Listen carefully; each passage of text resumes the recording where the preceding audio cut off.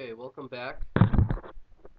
In this video, we're going to take the Actuator Base model that we created in the last set, and we're going to create a 3-view engineering drawing with the fourth being an isometric 3D view. This, I believe, is the fourth drawing that you're creating this year, if you're following the series that are prescribed in the Google Classroom. And so we're going to open up the Actuator Base, and unlike my computer, you're probably going to have to hit File Open and navigate over to your network drive and find the file that's associated. One of the conveniences of having a standard install and no network permissions like a student is I can open up recently edited documents. So take a moment and quickly open up those files. Pause this video if you're still not able to continue, but we're going to start. So first thing we're going to do, we're going to hit space, go to the isometric view, and just take a look at the part.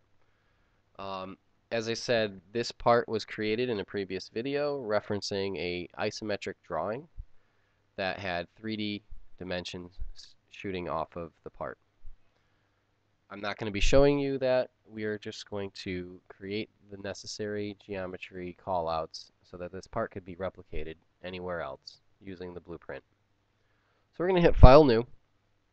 You're going to choose a drawing, and we're going to click OK. ANSI A Landscape.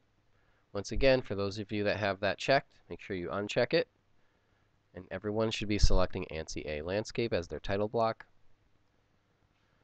Actuator Base is selected here.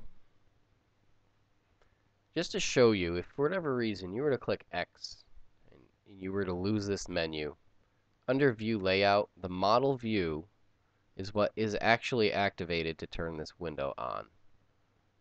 It's hidden because annotation is what is turned on by default in terms of view.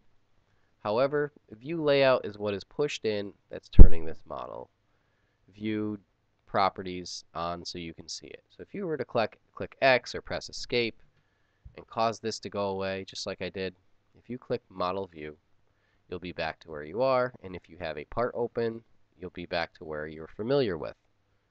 Okay, so to continue further, click the blue circle, select multiple views, and select the 4 that are necessary for this part.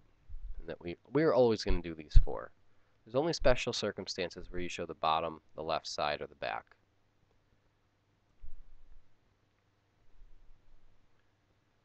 We're going to leave the scale the way it is. It might be kind of crowded if we make the views any larger once we add our dimensions. And we can increase the scale after the fact. So let's see where we're at the end. Say OK. Here's our front, top, and side as we drew it in SolidWorks. Obviously, SolidWorks doesn't really know what front, top, and side is.